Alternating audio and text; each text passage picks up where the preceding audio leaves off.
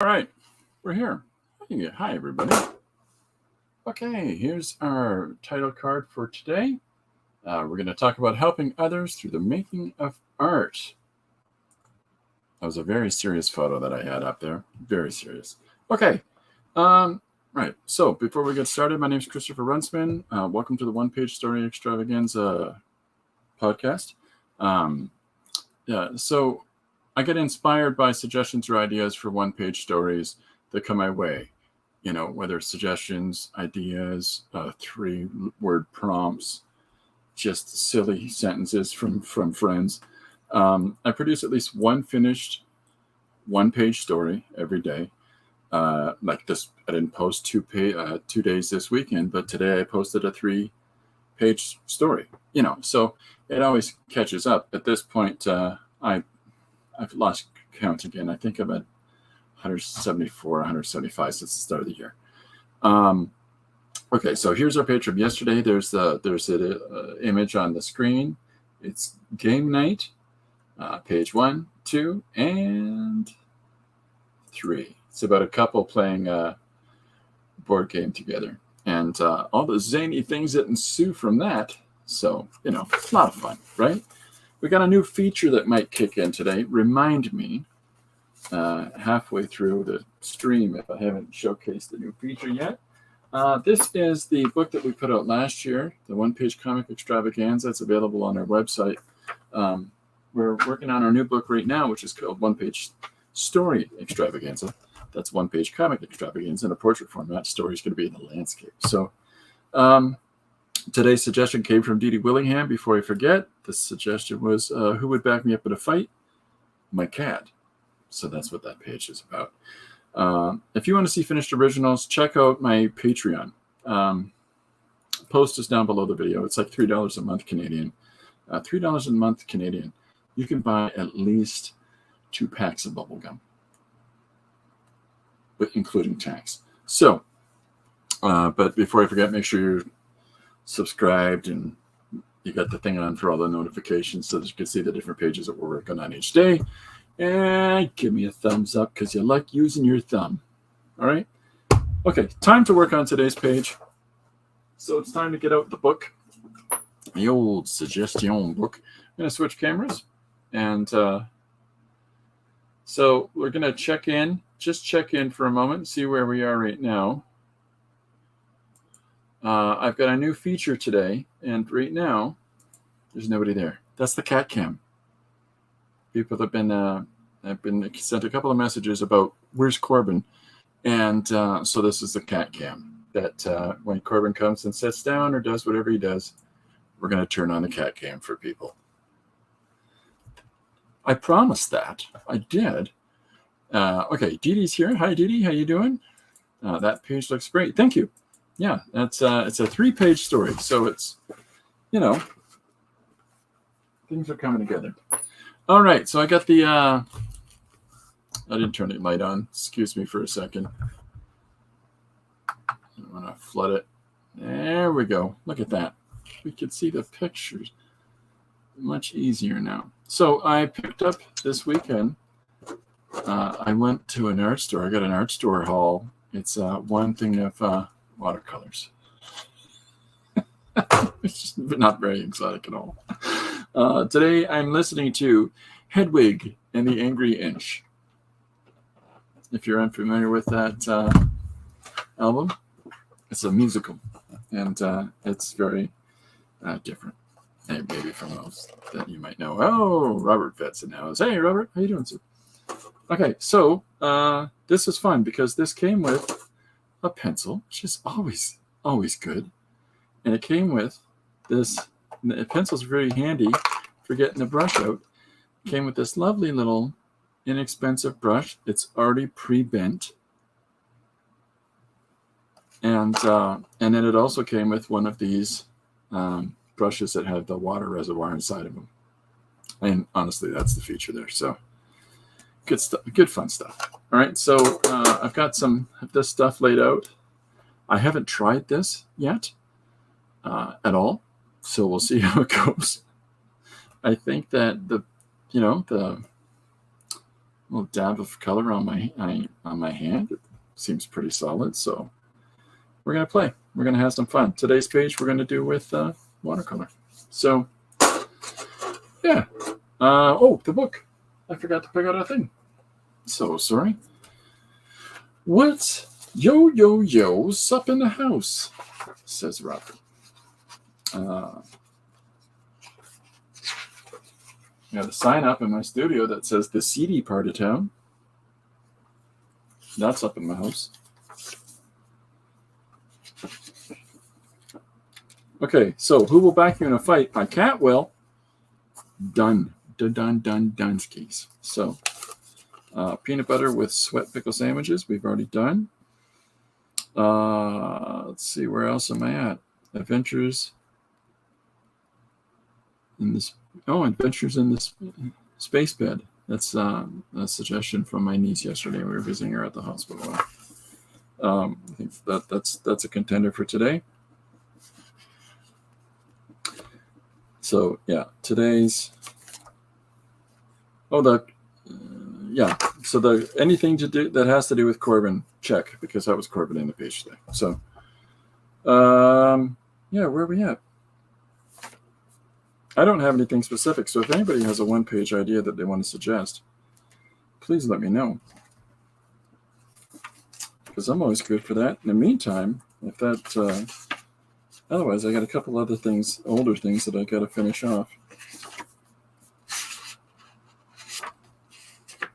The day the dishes did me, the day the bed made me, the day the phone answered me, and the day the car started me is well outstanding here. So I think that this is the guy I got to get at today. So let's get posted out.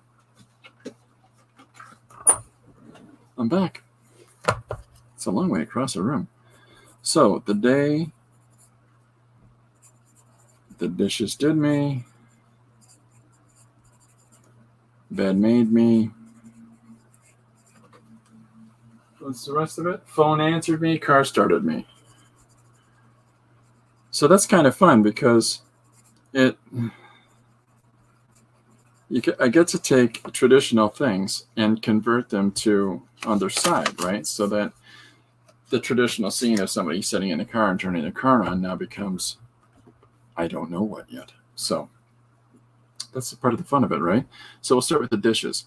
Some of the stuff that comes up from people like this. Oh, I'm sorry, I didn't write it down. This is from Chris Reimer. He's the guy that also suggested sloths instead of dinosaurs at Jurassic Park. So that's where Slothtastic Park came from. And so I think that the day the dishes did me. I think a fun way to start this is to have a guy bedraggled. You know what I mean? Like a guy who's just sort of been beat down, and we're going to transition the camera or the board placement here. There we go.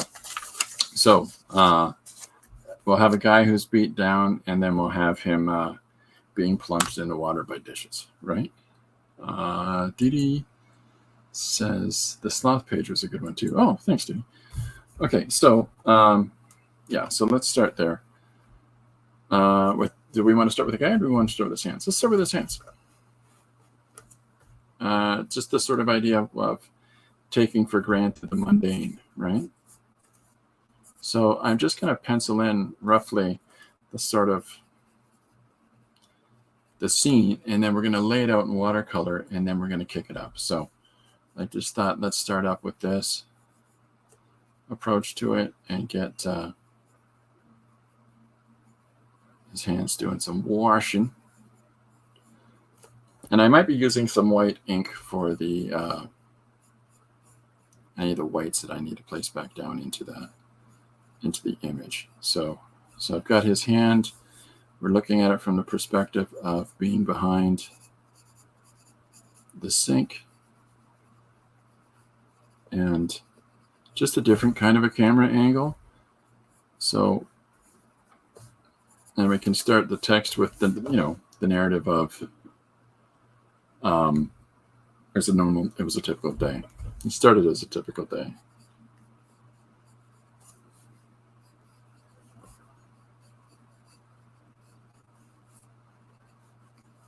it's that's sort of stuff like that is fun to me because when you set the tone in a really non-presumptuous way, it lets you make the next expression to be extravagant. Robert says that I need more indigo. Thank you, Robert. Okay, so I put a topic up today. I'm going to chat with you about that, and people, as per usual, please feel free to input your thoughts and feelings on this. But something that we have been talking about, my partner and I, is the idea of some of those things that happen in our life that we're not conscious of in the moment, but upon reflection, we might realize a little bit more about. And that is sort of what's a way that I can help people out in the world, right? What's a way that I can be a contributor to the larger situation overall. And one of the things that I didn't really realize that I did, and I'm a little more aware of now, is the idea that I'm often finding myself where I make myself available to be there to help people out whenever I can and try to be as encouraging as I can. It's just a sort of life mentality that, I want to be a contributor and not a nuisance. And so with that, in and of that, it's sort of, to me, it's almost like being called to sort of help others, right? And you're so great, Chris. I don't mean it in such a regard, but what I'm referring to is that I often find myself trying to help people, rise up from the doldrums that we all experience. I'm breaking into the indigo, David, Robert, and sorry, and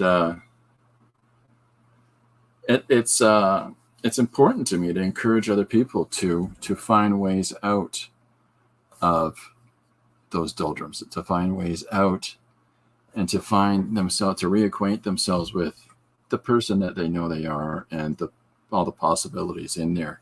And I'm really a big proponent that one such means for that is through creative output. I'm a big proponent of that. And so I'm always going to try to encourage that with other people, whatever it is, right? It is your gift, Christopher. Oh, thanks, Dee. Oh, we didn't hear that name bit. Yeah, Christopher's an idiot. So with that, and I don't say it in like this is what I do. I'm saying it in the sense that to sit down and be consciously aware of the availability of skills or abilities that one person might develop up may well be those things that another person needs in order to find a larger sense of self-fulfillment, or just somebody else to look at them and go, you know what, this compulsion that you have towards self-expression is important, and I think that you should do that. And sometimes that's all people need to hear, right? So, everybody, we take for granted when we have something that we readily do, whether it's self-expression or, proficiency at disco dancing, like my friend Robert Fett here. Robert says, I'm a Leo. I am always the person I think I am. And did you like that too? So if you've got that skill set, you don't think about the fact that that skill set may well be the thing that the next person has always wanted to engage in, right? And well, whatever it is that has not enabled that path for them to pursue painting or drawing or singing or playing music or whatever it is, it's never too late. I was talking to somebody about going to do a talk for a senior ladies group soon, and I'm all for it, right? Because man, there's never such a thing as too old. There's never such a thing as that. Everybody has you're living, you're breathing, you can still find something. Even in those moments where we find ourselves caught up, right? And what I mean by caught up is I can't do this thing because of X, Y, Z, right? Well, maybe, but you can try and give yourself a moment. Just don't deny yourself the potential opportunity. And so, that's when I talk to this group, I'm going to encourage people to give it a shot. I mean, what's the worst in trying? It's going to look terrible. So what? Eventually it won't. And if it brings you to a sense of fulfillment to do a thing and it doesn't hurt other people, that's a quick addendum. Do it. Do it. Right? Sometimes all we need in our lives is a potential opportunity to just express ourselves, just to feel like, we're getting something out that we're keeping well too much in, and our anxieties or the concerns that we're going through, or, a malady in the moment, and the stresses and anxieties that causes us.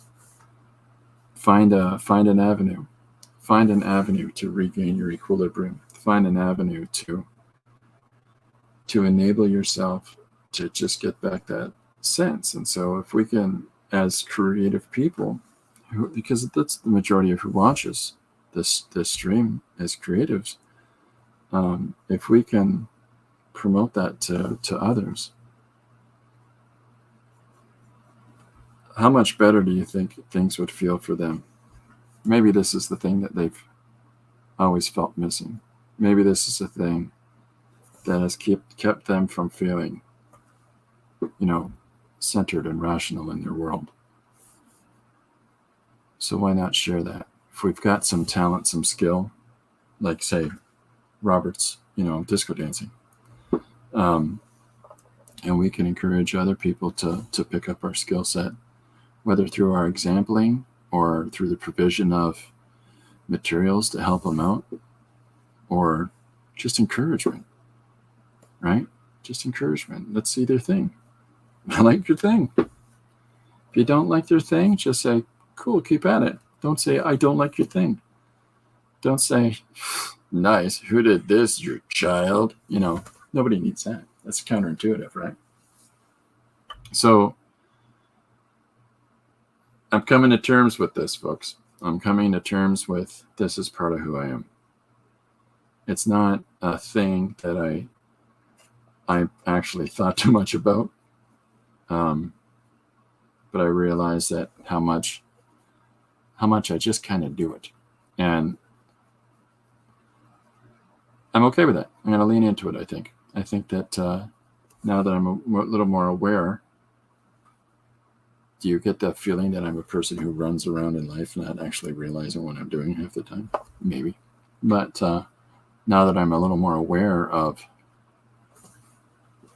this proclivity for that to come up, I'm going to try to be more conscious of it and actively try to be more encouraging and supportive. And I think I've tried to now. I think it's something I try to do anyhow. But now that I'm a little more aware of it, I think that I'm going to go out of my way for it. Now, what that amounts to as of yet, I'm not entirely sure. I don't know. Maybe Robert Vett and I set up a dance studio and we start giving disco dancing lessons. I keep wanting to say belly dancing lessons, Robert, so you're welcome. I don't know. I haven't got an idea about how much more I can help. We've been trying to think about how can I do that through the social platforms that I'm utilizing fairly regularly here here on YouTube and the places that I'm posting pages.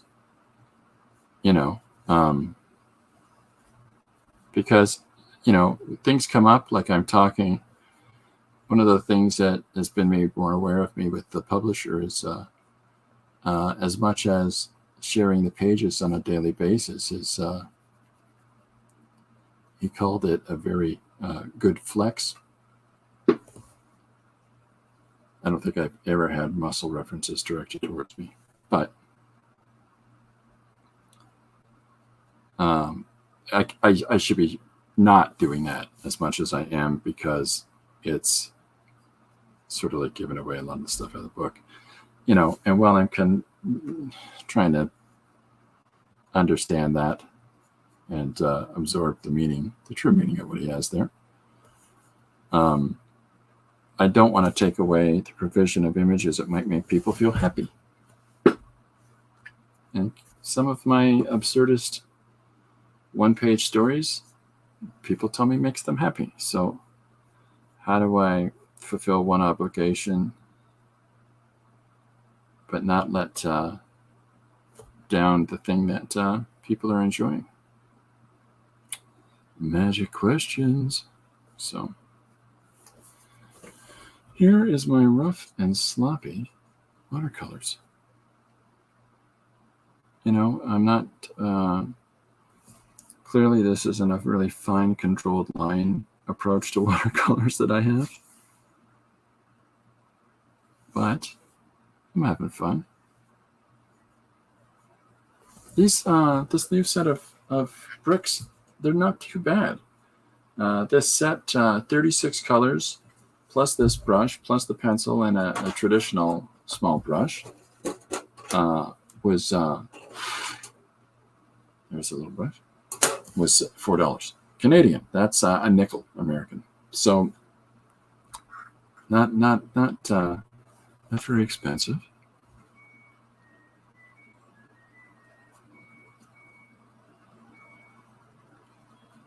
But so one of the things that we've been doing is sitting down, going through the pages, and one of the things that is necessary for promotion for the solicitation of the book is that I have to sit down and figure out, A, how do you describe whatever it is that you do, Christopher? And B, how would you describe specifically, certain pages or perspective? Like, is it that I'm like what my objectives are and catchwords, and so as we're sitting down to all this stuff, it just makes my head explode, right? Oh, awesome set, good price, good prints. Well, thank you, Deed. Dee called me Price. She said Price. So there's a big reevaluator when you're doing that, right? So now that's what I'm doing. Little too much in headspace. Oh boy, what's wrong with me? What am I doing and why? I like to lay down light wash as a color, and I don't know how much of it picks up. So I'll raise it up. So there's the quick sketch that we did of a guy doing dishes. And so there's our opening salvo. It's the one-pager fun ranger. Jim, I got files to send you tonight before I forget. Jim Luan, everybody, if you get a chance, please check out the pages of Jim Luan and Dee Willingham and support their work. Jim's animation podcast is on Wednesday. It's called Hey Man, How's Your Movie Going? And Hey Man, How's Your Movie Going? Gotta do it that way for Jim. And the guest he has on this week is weird.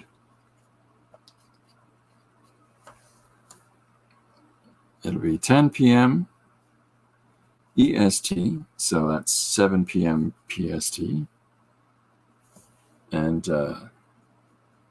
nothing GST. Anyways, that's what our tax is called in Ontario, the general sales tax. Anyways, yeah, so 10 p.m. EST, 7 p.m. PST, and yeah, I'm going to be a guest on the show this week, so fun, exciting. I'm going to try to do my best to behave, be a good guy. What do we got? Questions. Chris, will there be a digital version of the book?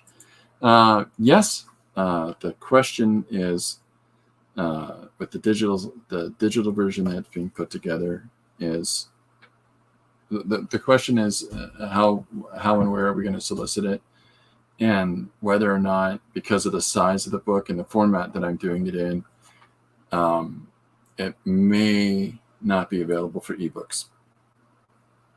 We're sorting it all out. Ideally, the digital version of the book will be later, because optimally I'm selling copies of the book. So, okay, so we've used this guy. Now we're going to switch to this guy. It's a brush test, folks. All right, pencil. So let's switch angles. Let's just focus on the day the dishes did me, instead of doing, and maybe we can make it a series out of it eventually, right? Robert says, I'm sorry, I was wrong about the indigo. Too late.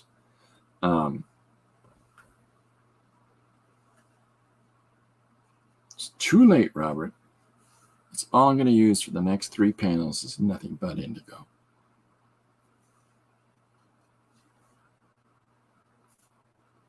Okay, so yeah, so let's switch angles to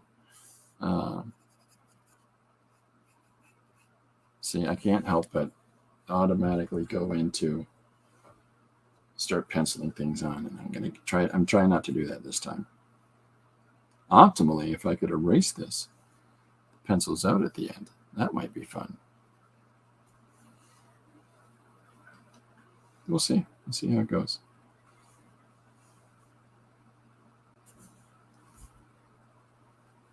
Let's get some blue up there in that reflection of light.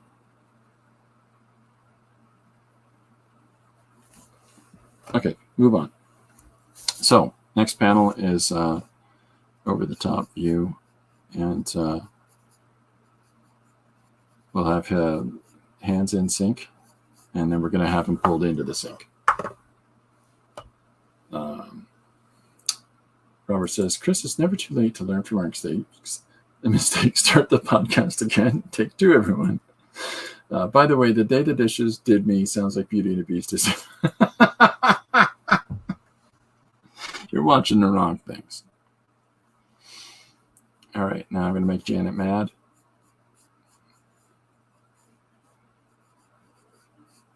She's making these lovely circles this morning. My friend Janet on her stream, and what do? I just start immediately scrolling them down. So get his hand in here.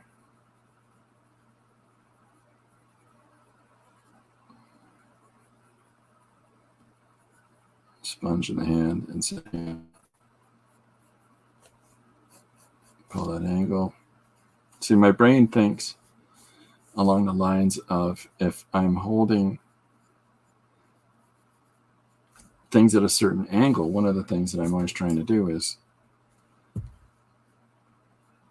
consider pushing all of the lines and all of the directional movement in said angle. So if I've got the sink here, it needs to follow the same line that's happening through here. I don't know if other people do that, but I just sort of automatically try to do it. Okay, so I don't know. If you're able to encourage others, if there's other people that you know that you may well be able to help them out by encouraging their creative expression, Why not? It's not. Here's the thing. I'll tell you a story. Everybody sit down on the carpet. The first time I met a person, like a creator, whose work I had a modicum of admiration for. Not a big principal favorite guy, but a modicum of admiration for. And I met them in person. Another guy that was with me was showing their work to this creator. And the creator immediately took this sort of objective approach of running down this other person's work, and almost like he is addressing them as though there's some kind of competition to him. And I'm sure that there's some argument to be said for, well, he's trying to help him get prepared for the industry. That doesn't wash. It's never washed me. It never will. Either be encouraging or get away from them. Because what people that are starting on those creative journeys don't need is you as a person that sits down at whatever level that they're at and go, well, you've done that wrong, as opposed to saying, how about trying it like this? And so from that perspective, I found this person to no longer be of interest to me, because there's few things that anybody needs, in their world, like somebody else's vitriol. And that's all it was. That's all it was. It was a person that maybe registered him as competition and pulled him down. And there are prime examples of people that don't do that to those that are in the learning process that I could cite. Many of them, many people come here to the stream, I would cite as some of those examples. And I'm very appreciative of that. Good group.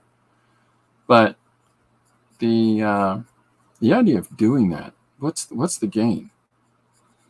You feel good for 5 minutes? The person that does that, I've never got it. But if you could take that same time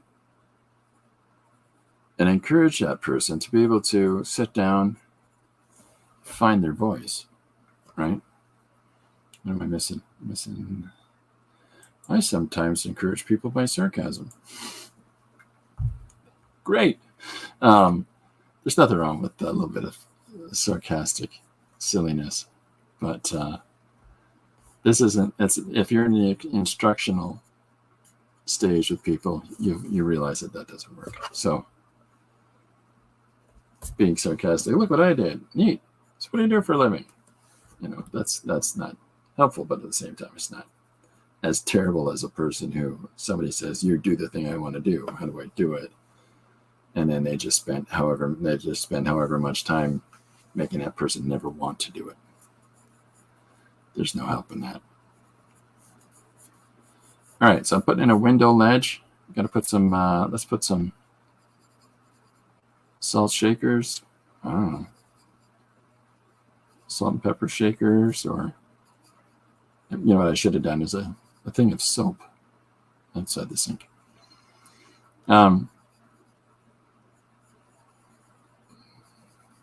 Recently, my 12-year-old granddaughter was engaged in something, and for whatever reason, somebody else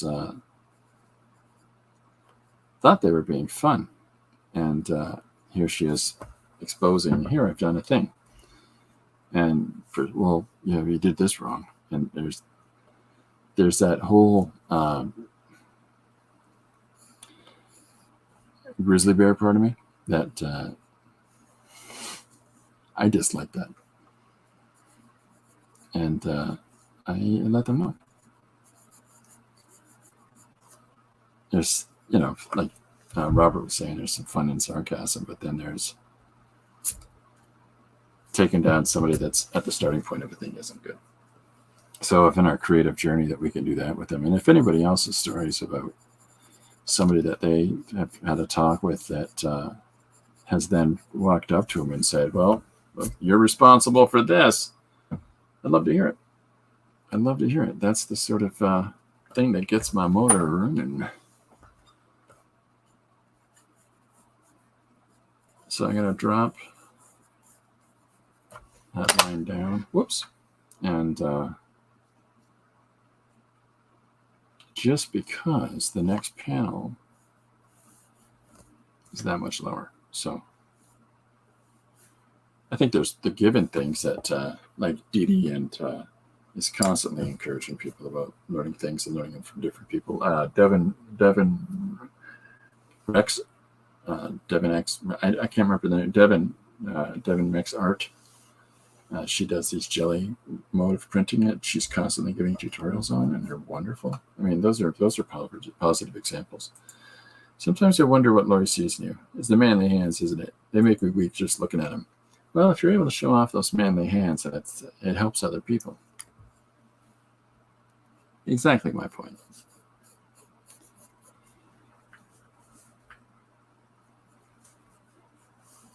I should have put a washing tray here. I blew it.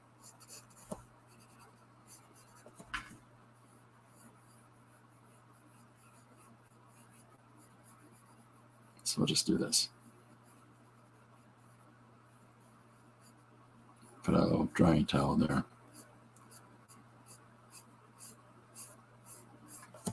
Fun in the sun. Let's put a nice little pinch of light green in there.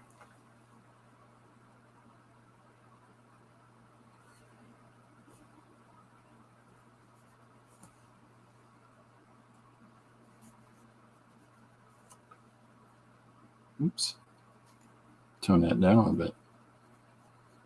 There's a really aggressive light gray.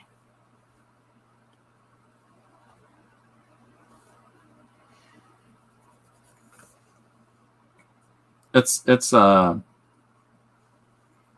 weird thing to evaluate what it is that you do and then try to. The first thing was an elevator pitch. I had to do an elevator pitch. And so how do I quickly and explainatively put forth what in the world I'm doing? And, well, there's the first challenge. I gotta have some notion of, well, what is it that I'm doing?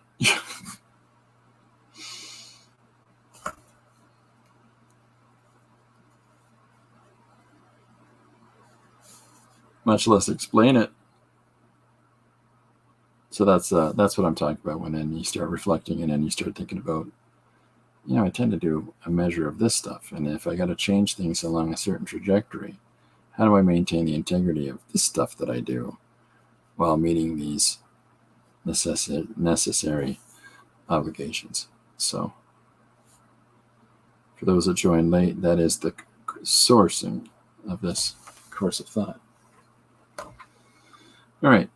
I'm going to get some indigo in here because I know that Robert likes it a lot.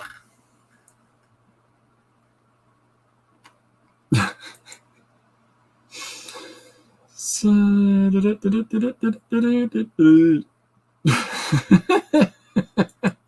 just trying to read. This is how Robert creates. Did he encourage me?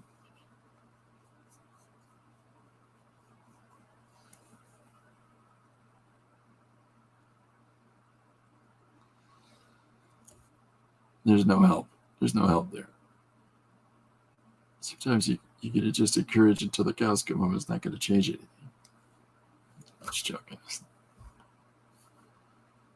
So indigo, because again, Robert likes it so much, and I listen so keenly to instructions. I think that I'll put an orange or a yellow or off yellow base to the dishes, just because I've already got this bowl this color. Might as well stick with that, and also because it's enough separation from the environment. So I tend to come at doing watercolor with kind of light little washes, just because I can add on top or move off or whatever's required in and of the moment. So I'm not in any way proficient enough to suggest that there's a right or wrong way, but it's the way I work, the way I like working.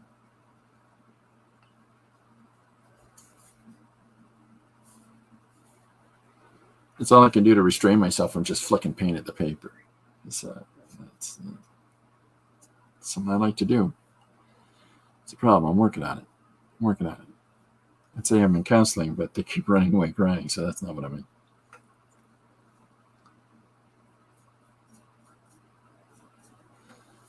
So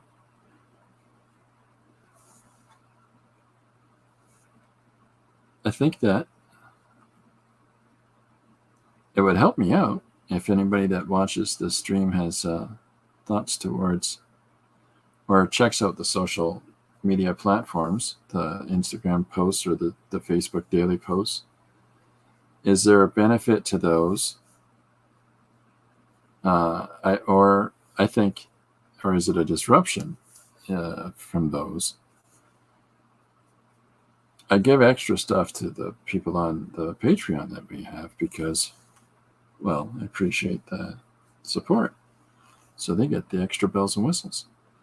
And, but it doesn't mean that I'm not going to continue on some level the other posts that I'm doing, but I have to rethink how I'm doing things so that I can still give a little piece of happy fun to people during their day from the silliness of my one-page posts. But at the same time, we're going to spend a little more appreciative time with our supporters on Substack and Patreon.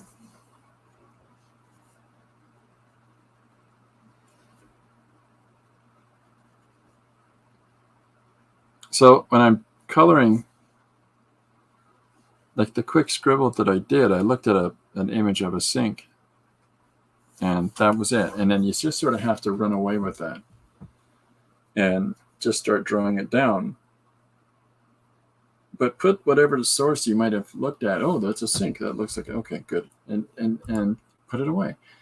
Because just think about the sink. Close your eyes for a second and think about, you've done dishes. You've stood at a sink before or get a glass of water, whatever it is. You've used a sink. And just close your eyes and think about that and try to think about the different facets of that, where the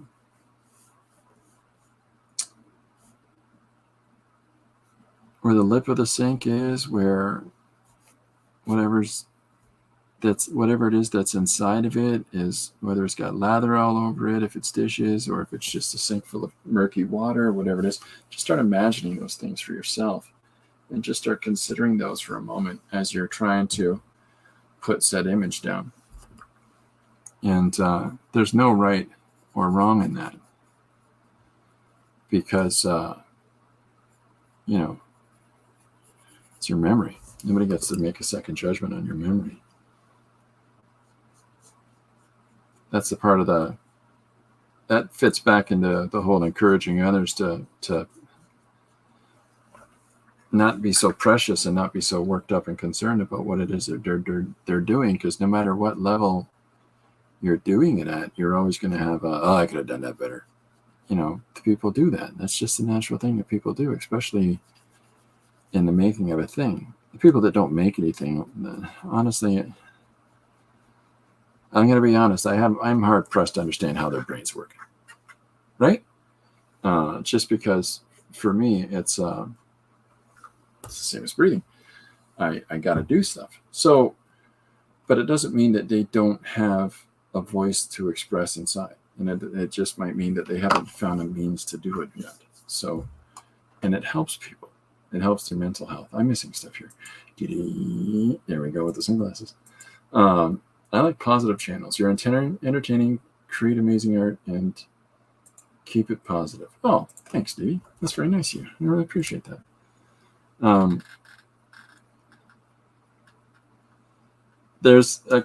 So a question came up today because I'm posting my silly new title cards for the stream. because they're funny. And well, what is it? What is my self-image? What is my, who am I as an individual in this process? And I thought, well, the title cards sort of say it. I think the term is doesn't take himself too seriously. There's no time for that. We got too much to do. There's a whole retinue of fart jokes I haven't learned from people. Just saying. One of the reasons that I encourage other people to do one-page stories, suggestions, or to do the 3-word prompts that that Dee Dee hands out on her channel, is there's no part of me that has any problem whatsoever. Like, oh, you're just copying what I did. No, that's not going to happen. There's no copying that's going to happen. There's not going to be any. There's no competitiveness. There's no anything. It's you're going to do it differently. And better check the cat cam. Nope, nobody's there yet. And you're going to do whatever it is that you do differently. And part of the fun is to explore that and to see what those differences were. So that's why I suggest other people do it. I'm keen and excited to see their take on stuff. Legitimately keen and excited to see that. Why wouldn't I be?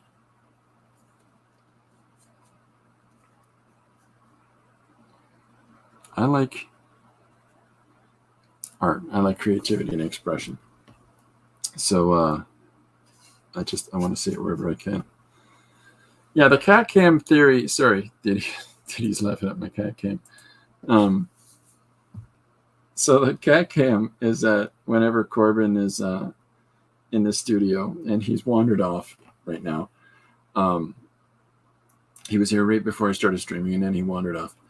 So just because of the questions that I've had about the cats, where's Corbin? How's Corbin? What's going on with Corbin? Where's he? Because he's pretty perpetually sitting in the studio, I just thought, well, there's an easy way to update people. That and the beefcake factor. Hey, let's be honest. He's got the looks. And he's going to need them because there ain't a lot going on up there. Anyways. So it's a nice fun. I'm not separating values here. I'm literally just using the bricks as I've got them. And because there's a range of 36 colors, it's kind of nice because I need a deeper blue. I don't have to mix a deeper blue. Here it is. Or I need a more muted neutral. There it is, right? Like it's just kind of a strange thing to me to have this amount of diversity just so readily available without having to monkey around with the box set or stuff like that. So yeah, $4, the dollar stores, worth every penny. Now, you'd have to do a great deal of ceiling spray and things like that if you wanted to, have it at an artistic archival grade. But in the meantime, a lot of fun. So just giving a little bit of volume to this. So now we've established the sink, the dishwashing, the opening to the narrative. Then we've got him with his himself in the sink. So now I think we're going to get him pulled into it. Jim Luan says, mission of the day. What was your favorite color as a child and has it remained the same as an adult? Olive green. Easy. Always liked olive green. I don't know.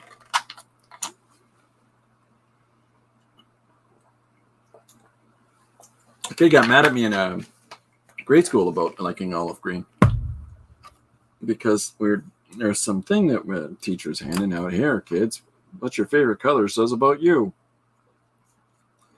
But they had asked us what our favorite color was. Smart teacher. So when I said, olive green, yep. And It's very specific. It's like a drab green, a muted green, military green, whatever you want to call it. But just like that muted green. So this other kid, he wanted the result of what, that kind of a green signifies about you. I can't even remember what it was. He was mad at me because he wanted that one. Yep. Didi loves black in art, but she loves yellow ochre, Payne's gray, and burnt sienna. You know who's a big fan of yellow and black? Certain guy, his last name is Kerr. Ask him about it. You love yellow and black? I love it. He'd love that. All right, so now we're going to have him pulled into the sink here. So let's bring on the calamity. I think that the way to do this is to have, let me think about this. If I'm having a person lean over a sink, their head's going to be up like this, right? And so that the nose is this way. There's a bit of a, face. Ooh.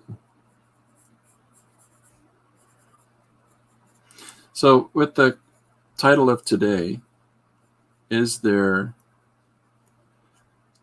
a kind of call to action you can give, that you yourself give yourself or that you could give yourself? Is there somebody that that whatever skill set you've got, you can hand over to them, and say, here's an example of what I do. Maybe you might find this interesting. Didi says, I wear almost always black. Yeah, I'm a black clothes. I'm a Johnny Cash wannabe when I leave the house. Robert likes crimson. Colors affect me. Black doesn't affect my mood. When you wear colors, it affects your mood. I feel vulnerable. Here you go. Let's get honest here, folks. Let's have some honesty time together. At times, I feel vulnerable when I am wearing light colors. It's one of those ridiculous things. I don't want to stick out any more than I do. So, all right, let's splash the water up and have the arm being pulled into the sink. So I need to consider, since I've pre-established the placement of this and I'm moving the image, we're going to make sure that we've got this here.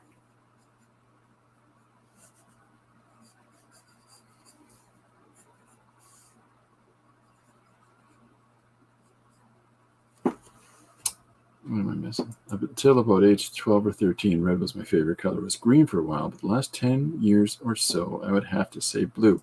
Okay, so let's add something to that. Do you find that because of whatever your favorite color is, you wear that all the time? Like Didi and her black and me and black. Black's also slimming. And it counts sometimes. You want to feel slimmer. And everybody does, right? I wear black because I don't have to think about it. I tend to wear muted colors. And when Lori does buy me colors, because Lori's the one who picks out my clothes for the most part, which means my clothes fit me properly, and something I could never master. She does buy me like olive greens or mauves as opposed to purple, because she understands I like that muted palette. So a lot of neutral base colors. I'm thankful for that because I don't like them colors. Or bright red, right? I like red as an accent on everything. Like David says with the crimson red. I like a fire engine red as an accent color. If I could find a bowling shirt in gorilla size that had, red flames on it, something silly. Yeah, I'd be keen with that. Not like big, not something ostentatious. I mean, like little flames on the shoulder. I don't know. I don't want to do brands either. There's just something about,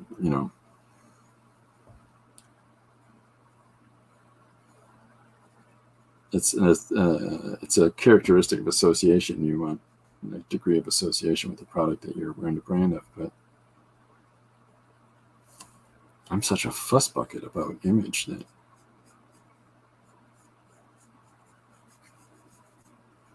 the only brand that I wear is I have a cow, two-headed cow shirt from a museum that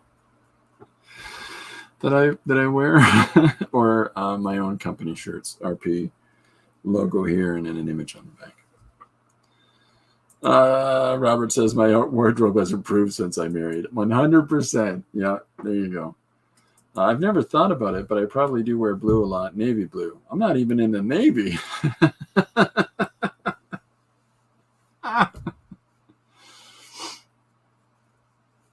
Yeah, that's funny. So the thing with the whole logos and branding, there's no part of me that cares whether other people do or don't. I really don't care. That's, everybody does their own thing, and I'm a big proponent of that, but I just don't want to wear logos. I don't know what it is. I've always been this way. I remember in the 80s when, friends would be like, I'm trying to think of what brands were, like the Relax shirts. Do you remember the Relax from Frankie Goes to Hollywood? A big Relax that said in letters on the front. Yeah, I didn't want one of those. I really don't. I don't want superhero shirts. I don't want. Yeah, no. It's just, to me, it's. If I was going to wear something like that with a logo, I want to do my own. Okay, so we've got a light blue background here. So I think that I'm going to need to put the second arm up in the air to sell the expedited movement. So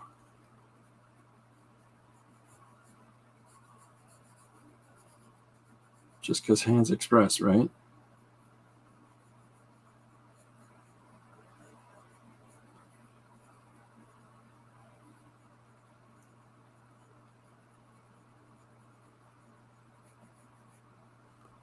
Okay, so what am I missing? Whoever says, I put a great deal of thought into what I wear, so much more than people would imagine. I accept, however, that I don't come at it from the direction of most people, though. What direction do you come at it from, Vet? Well, I don't, you can tell you put thought into what you wear, right? Like you can, the people that don't put thought into what they wear are they're really easily recognizable. And that's the people that have always got the missized clothing and the, it's the shirt, it's got a hole here or something like that. Like it's not even a case of accommodation. It's a case of they're just too lazy. Socks never match. You know what I mean? Like it's not objective oriented. It's could be bothered. Because I'll be honest, there's a great deal of times in this life that my socks haven't matched. Why, just this morning, Lori told me to say goodbye to a sock today because I killed it. I put a hole in it. I can't believe I did that.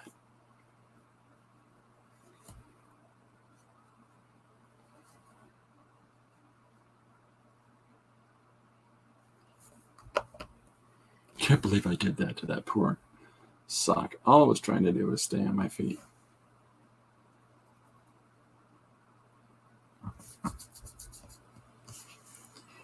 When my girls were teens and too worried about what others thought about them, Hubster waited till they had a slumber party. Oh, this is going to be good.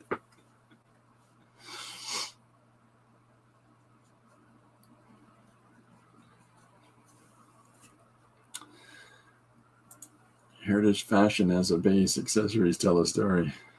Nice.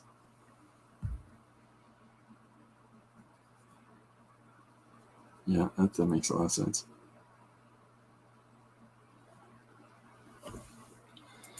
Hubster then went out to mow the yard in plaid pants, sleeveless, with argyle socks and brown wingtips. Oh, brown wingtips. Oh my gosh. Those are nice shoes to be mowing a lawn in.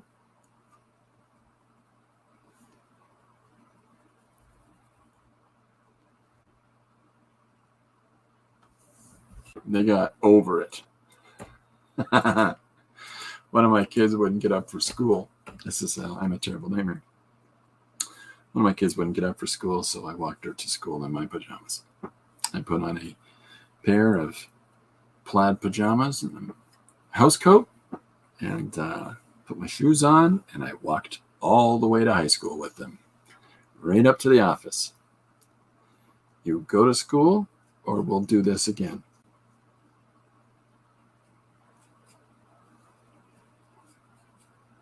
Terrible, aren't I? Yep.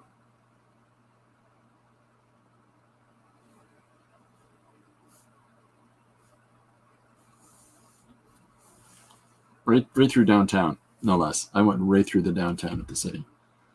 Care less.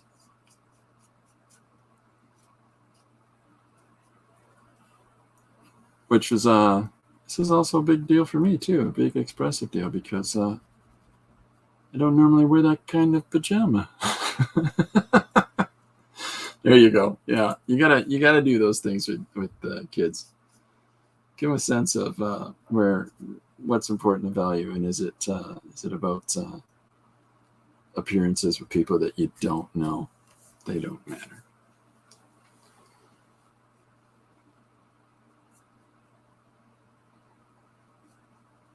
Hey, even Superman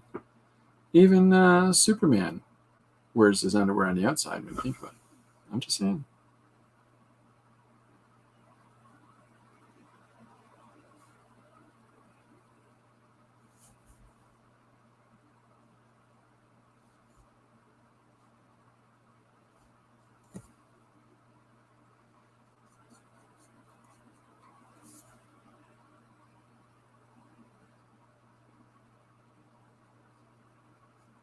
All right.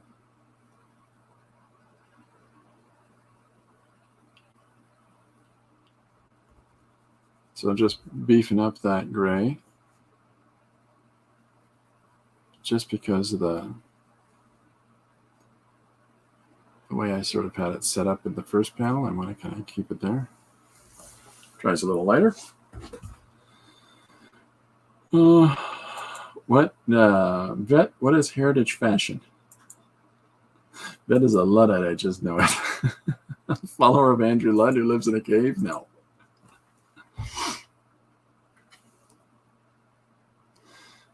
It's all I can do not to be one, and force myself to learn how to do some things, because today, we're taking on video editing after my stream. So, surprise! Guess what's coming your way? Cat videos. That's right. Let's check the cat cam. No, still upstairs. Okay.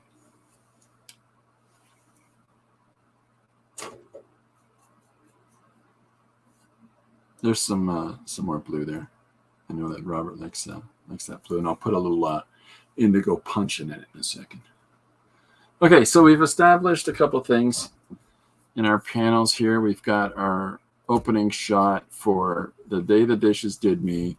So here he is talking about as a normal day as any other. And then as he's washing the sink, going through the routine that he always has to go through on a daily basis for after eating. And this is the day he gets pulled into the sink.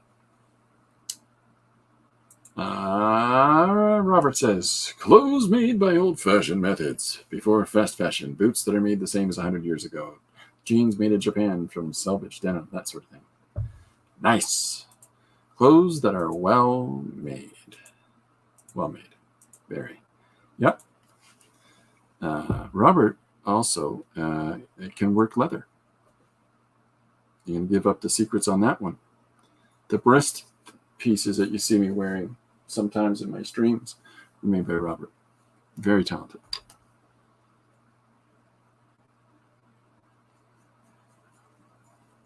So the background value here was this blue, so we'll put this blue in here as well.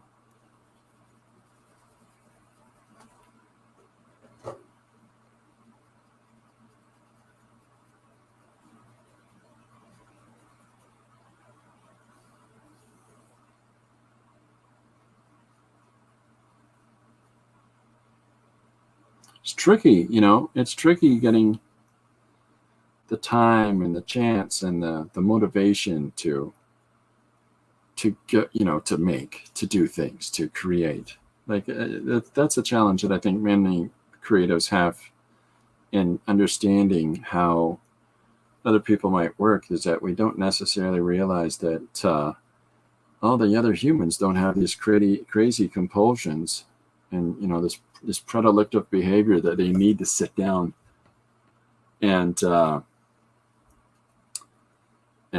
produce external expressions on a daily basis. And you know, life is life, and people gets busy. So if you can encourage people to find ways to express themselves, we still got a structure in the fact that they need to be able to do it in their own time. What am I missing? I just got the stickers in the mail a few minutes ago. They're amazing. You're super, super kind. Oh yes, you need to make some. We need to get on that sticker making train, and so I think you need to ask Didi how she does it. Yay! Didi is very kind for doing that. Showing you how cool your characters would be as stickers. Okay, so let's push things a little far here. So we've got him being pulled into the sink. I mean, I can have, so let's do this. Let's pull the camera back one more time. And then we'll do, so we've got,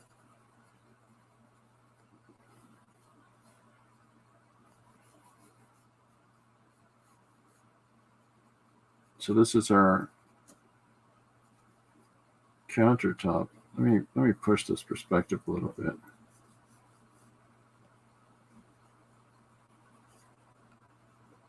And then we're going to have his legs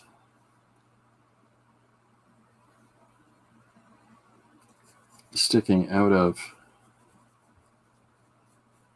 the sink as he's being pulled down into it.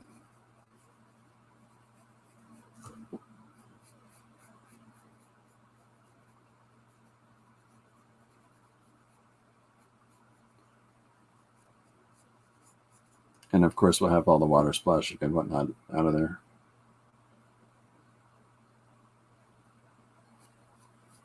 I'm considering where to place the second leg. That's why you see my hand moving around. It's hard to do. She cuts them by hand. You can have a sticker company make them for a decent price. And she grabbed them off your stream. That's cool. That's so super cool.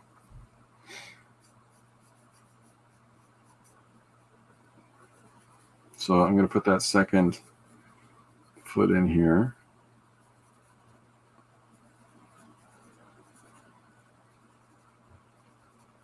And then, of course, here we've got all the splashing of water. You know, you sort of what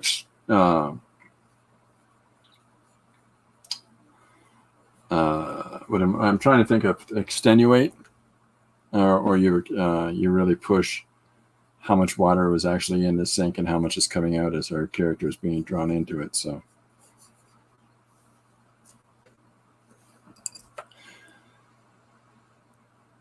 you know, just discuss. So I think I'm going to add a really light wash of a light purple into here, because I like to transition tone sometimes in an image to suggest emotional change, sort of like an emotional shift, just through value. So if I put this light purple into the background, so then in this next thing, I can transition to a more warm. I'm trying to find a slightly warmer purple at this point, and see what that'll do for. Yeah, see, there we go.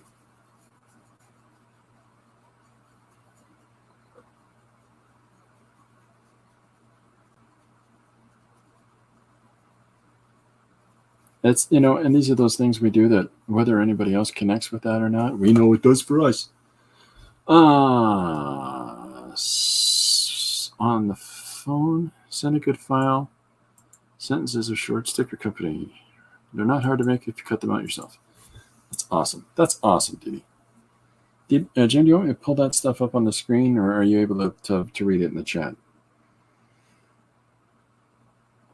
Okay, so I'm going to put some of this crazy business in the sink. The water splashing about. And I think that what I would like to do is come in here after with a white and punch some more splashes throughout, right? What are we at? Number 10. Wow. It's fun when, I often, at times, I paint faster than I draw. And it's just because I've, done a lot of painting. Not that I haven't done a lot of drawing, but you know what I mean. Paint makes you work faster.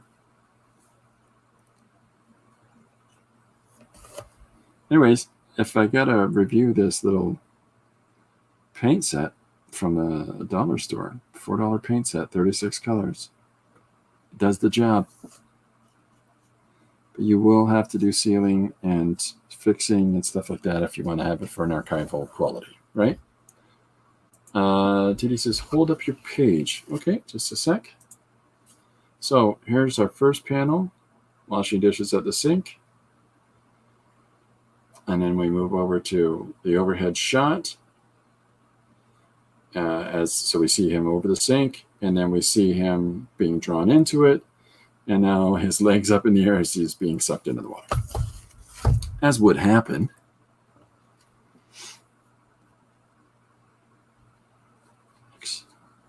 It looks detailed. Oh, yeah. It's, you want to try to get out, you can simplify details, but at the same time, you can get a lot of information in there. Nice sink. For real. Thanks, Steve. Hey, that's a nice looking sink you got there, Jack. Yeah, so the blue that is carried over from page to page. Oh, I still got to do a little more punch of indigo in this one. But I'm going to carry that over into this. The nice thing, I'll tell you this much, the nice thing about these water reservoir brushes is that while you're working and you're doing a large volume of space and you need to kick up a little more moisture into your brush to spread the surface a little bit better, you simply have to squeeze the sucker, and the water fills the brush tip from the inside out, and I love it. I love it. For real, the angle. Oh, thanks, Dean. What color are his socks, folks? Anybody got an idea on the sock color? We've got a lot of blues. We got a lot of yellow base in here. I don't know how much red, sort of an underlying red in the purple. So now I'm pulling in the indigo. But I'm doing it so that I can use it as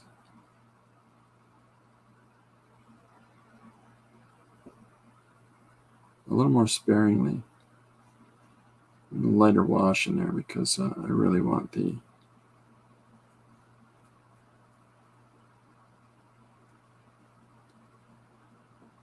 that value to come up from underneath that light blue.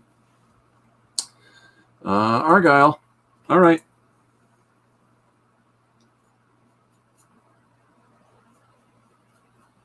It's an Argyle sock. Is that plaid? Because I got no problem with plaid. Okay, so the day the dishes did me. So now we've got our character having been drawn into the sink. And what are we at? 115. Is that it is plaid? Okay, plaid it is.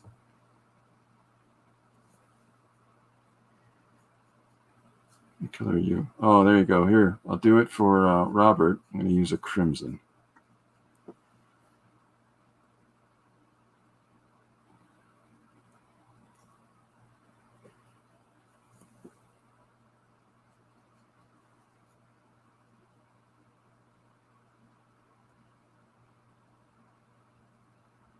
I don't know if that, can you see that? Is it too, hold on, I'll pull it up. So we're starting in on our Argyle socks.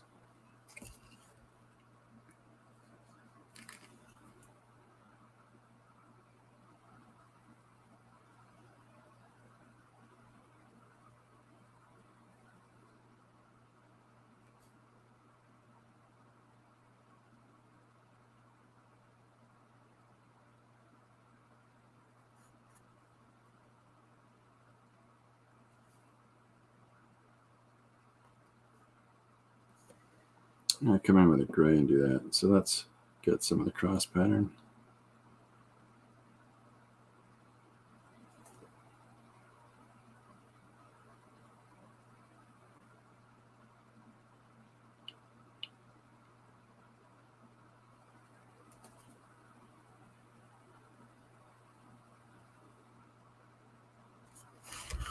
All right, so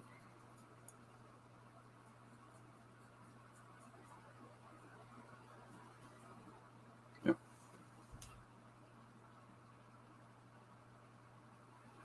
Should let that dry for a second. No need to make me happy with the crimson. I'm still giggling over. If you need it to be moist, just give it a squeeze. Yeah. If you want to bring your tip to a finer point, you can also suck on it. Although I don't recommend that. Because you get paint in your mouth. Hello!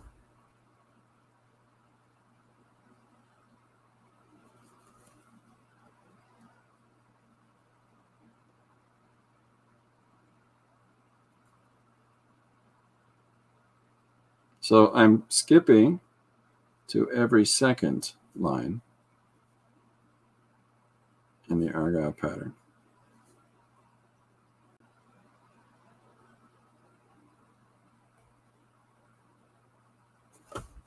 See if you can pick up on it.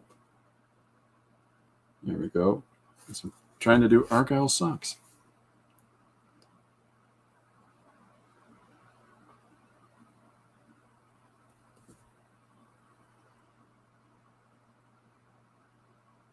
I was legitimately trying to give some helpful advice about how to handle a brush.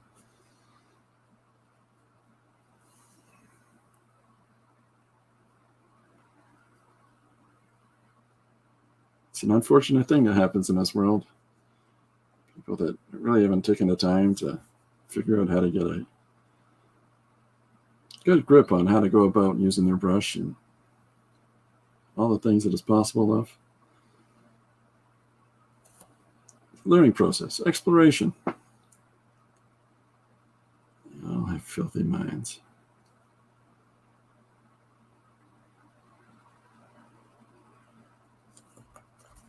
So we're getting,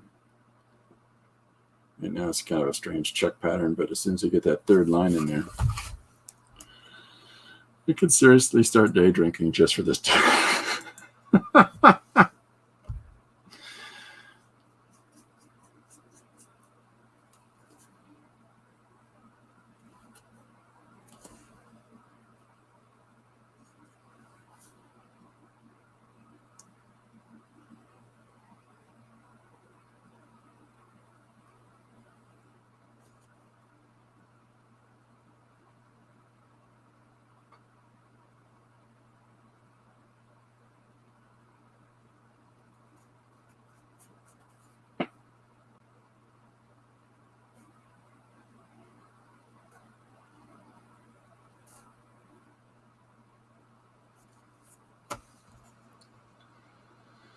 Firm grip is best. Yeah, like you don't want to lose your brush.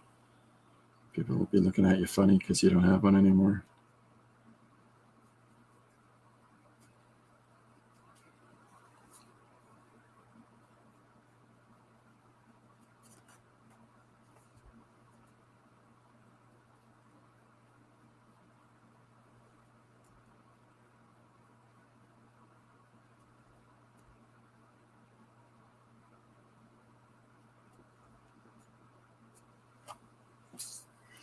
All right, so we'll get a little bit of the grays in here in the foreground.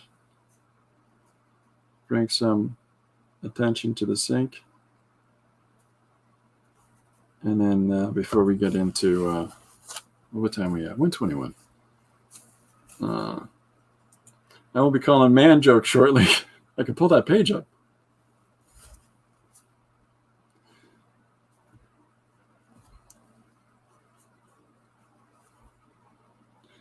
I'm talking about brushes, Dee.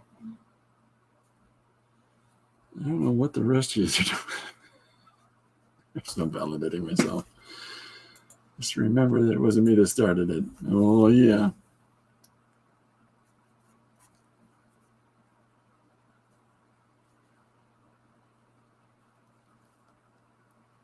Well, I am almost out of water in this little brush.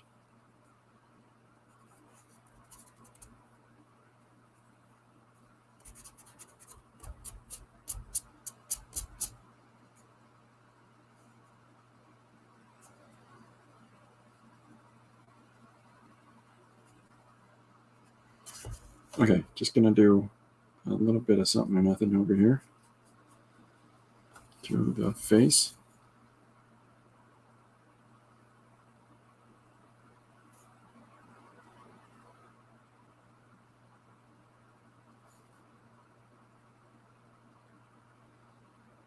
Because we're not overly detailed, I just want to bring some shape.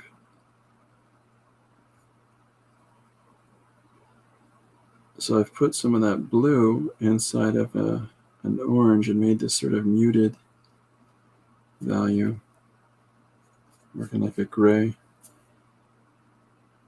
And I'll put a couple little pinches, little hits of that orange itself in there.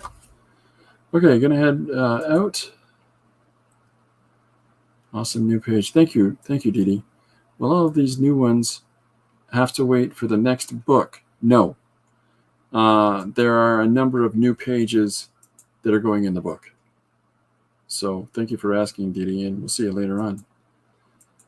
I have first edition copies of Christopher's first comic run, signed by the creator, writer, and artist. Nice. Who's that? Oh, yeah, right. So we'll just finish this part up, and then I'm out of water. There's no more water in this reservoir, so I'm forced to call it a stream.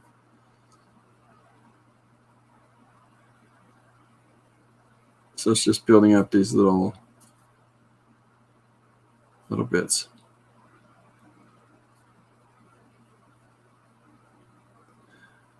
Okay, well, so I'm going to continue this page on, and I'll be finishing that up this later on tonight because I've got to learn how to do video editing this afternoon. So thanks for everybody coming out.